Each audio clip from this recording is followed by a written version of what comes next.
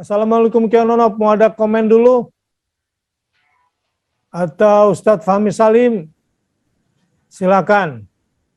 Dari penyampaian tadi, saya kira Kiai Nonop ini berkewajiban mengomentari pernyataan sejarahnya Pak Dr. Muhammad Iskandar itu. Ada hal penting sepertinya. Mangga. Mangga Kang. Assalamualaikum. Waalaikumsalam warahmatullahi wabarakatuh. Aduh, lama tak jumpa ini Pak Kiai. Ya, gimana jelas?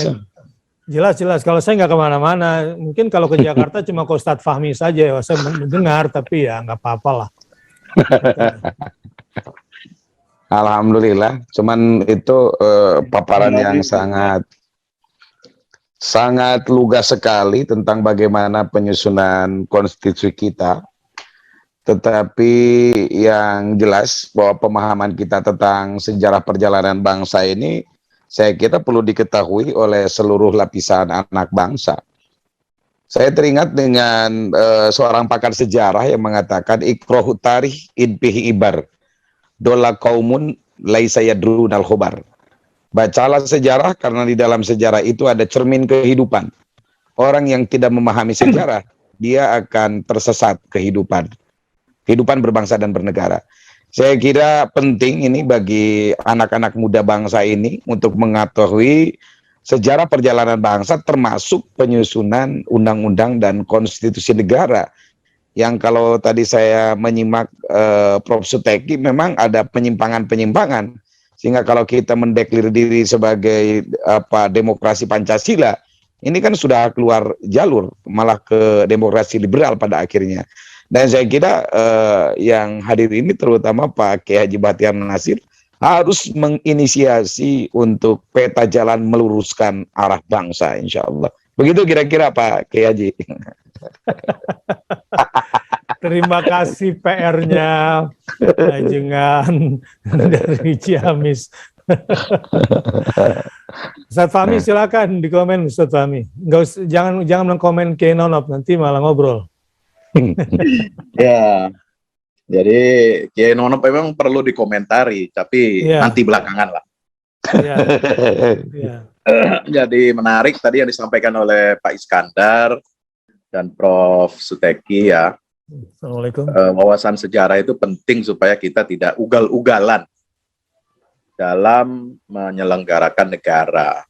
Wabil khusus persoalan yang kita hadapi saat ini menjadi isu yang meluas ya di kalangan publik kita adalah perubahan atau amandemen ini.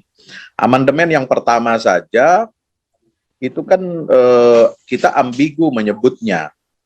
Apakah betul amandemen yang dulu itu 1999 sampai 2001 itu adalah Undang-Undang Dasar 1945 atau itu Undang-Undang Dasar tahun 2001?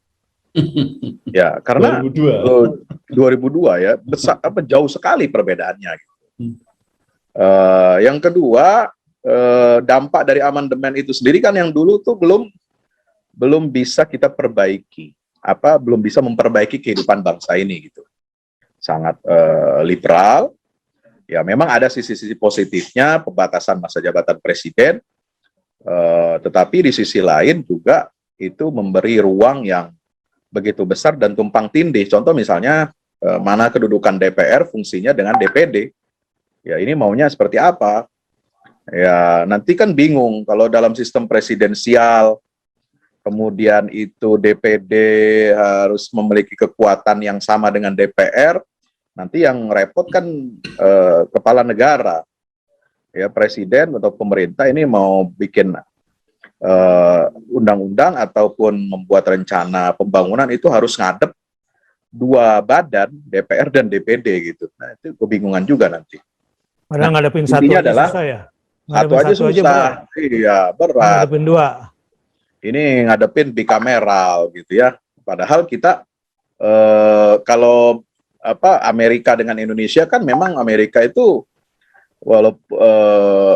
itu beda dengan Indonesia gitu. Jadi senatnya mereka itu memang langsung bertanggung jawab kepada konstituen.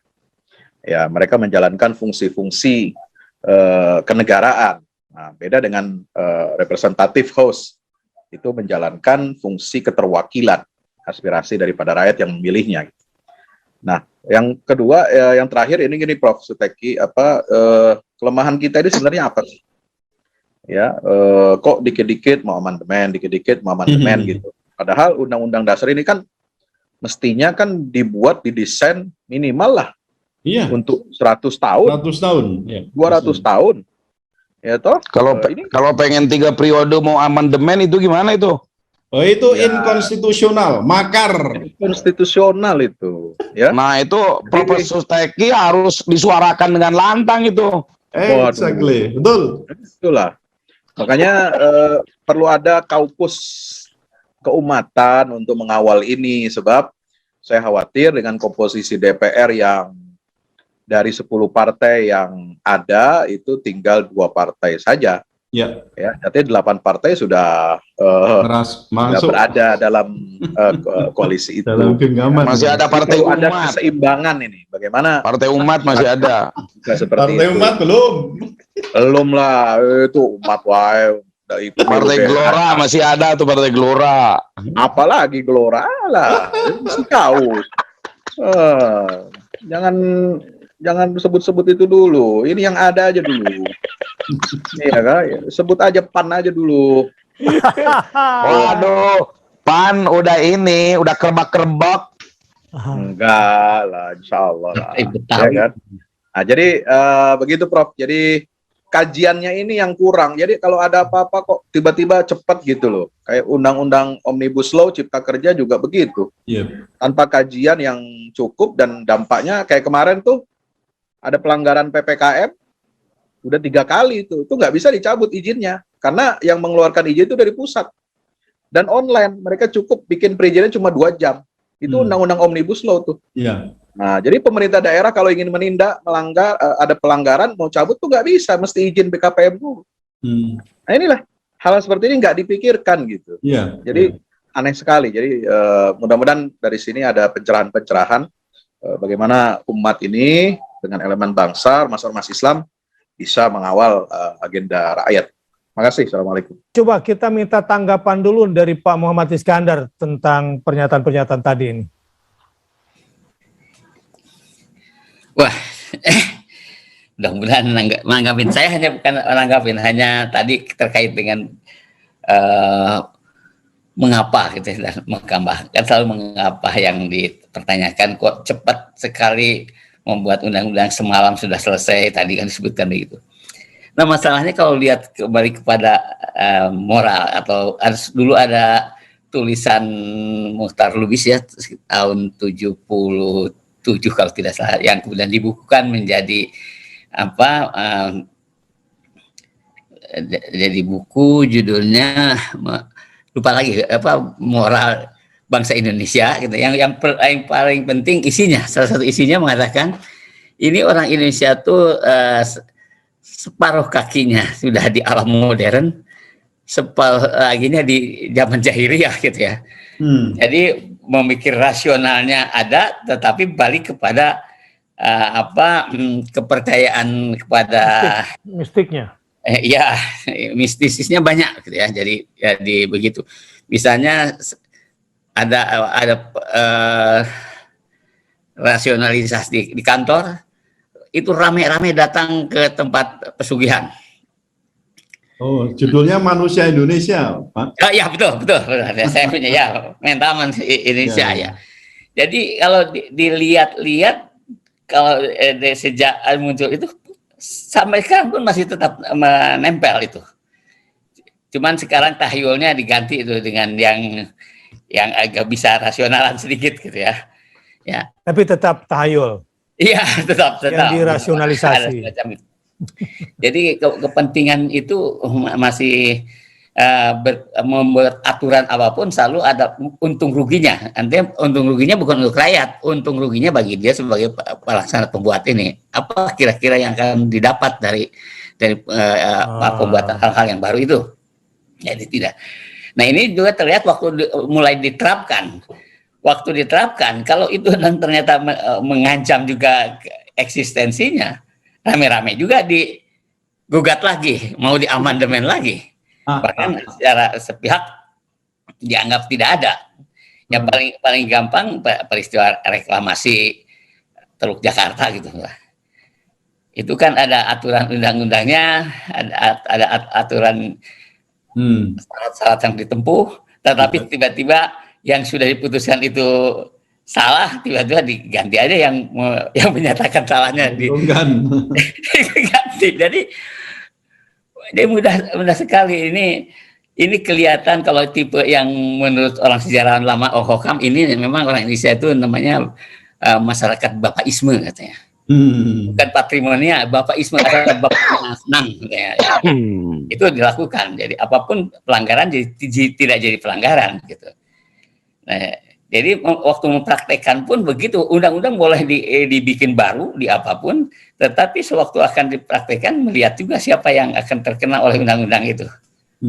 Nah itu jadinya. Nah baru-baru ini contohnya melalui cara pendidikan, kan tiba-tiba karena yang berkuasa menganggap Pancasila sudah tidak perlu lagi, sejarah tidak perlu lagi, maka secara pihak ya tiba-tiba dihilangkan kan itu. Iya, betul. Tiba-tiba para guru dari beberapa perguruan tinggi, termasuk dibantu guru-guru yang sudah praktek di SMA melakukan seminar daring, memprotes soal itu.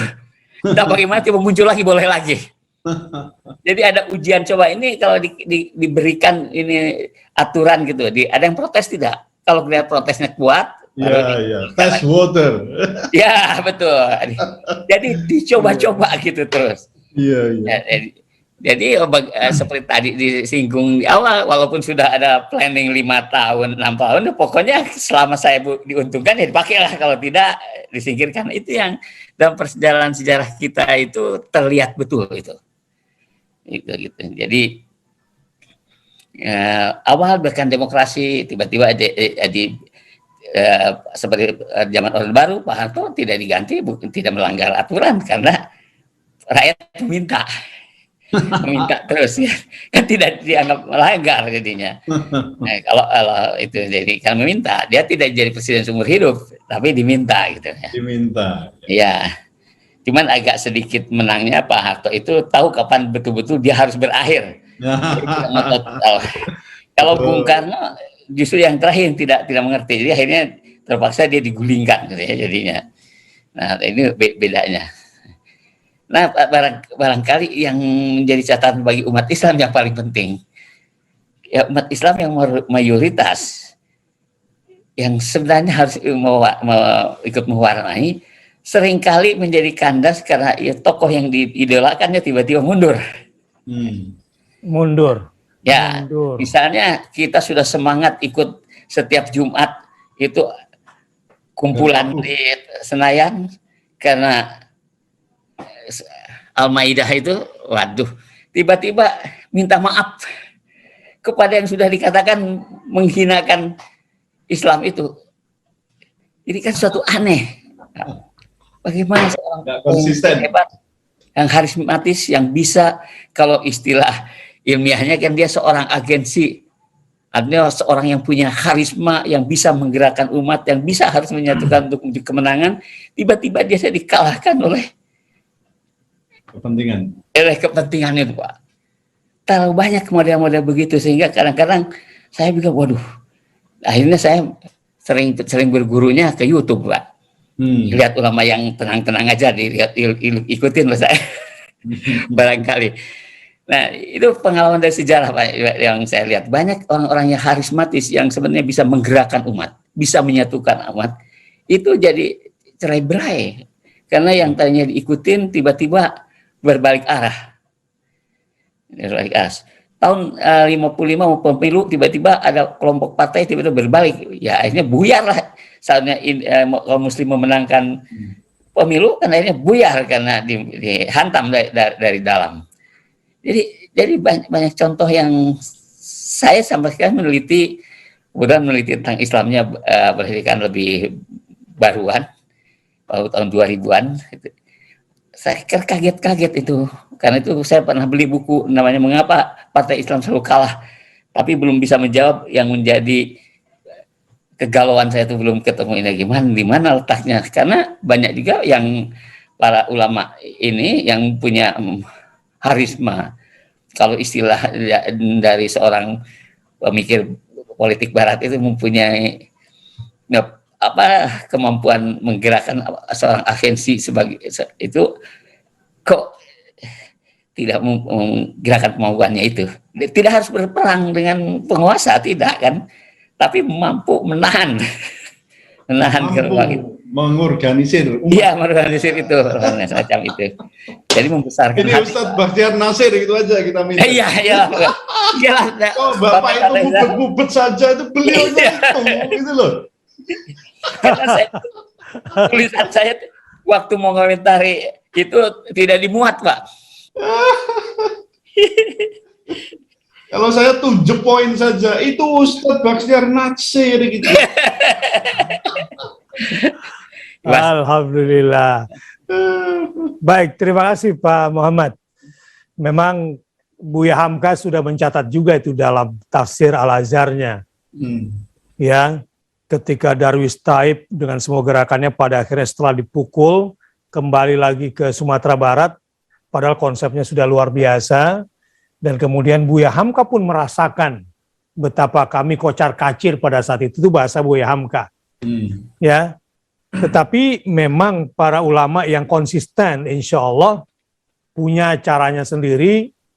Sampai hari ini kalau saya memperhatikan supaya ini menghibur. Ya, karena ketika saya membaca tafsir Buya Hamka di surah Al-Balad itu betul-betul kok apa yang beliau rasakan, dan beliau terang-terang mengatakan kami pada saat itu kocar-kacir, ya, dengan politik kaki empatnya Soekarno pada saat itu kan, yang juga didukung oleh kelompok Islam pada saat itu. Ya, terasa bahwa kekecewaan Buya Hamka dan tokoh Islam pada masa itu. Tetapi pertanyaannya adalah bahwa apakah Islam mundur di Indonesia? Memang secara politik dan secara ekonomi kita memang tidak kuat seakan-akan, tapi secara sosial pertumbuhan Islam di Indonesia ini terbesar loh sedunia, dan sampai hari ini kita terus masih berbuat. Nah, jadi tinggal kita melihat dari sudut pandang mana, ya, sudut pandang politik kah, ekonomi kah, atau sosial kah.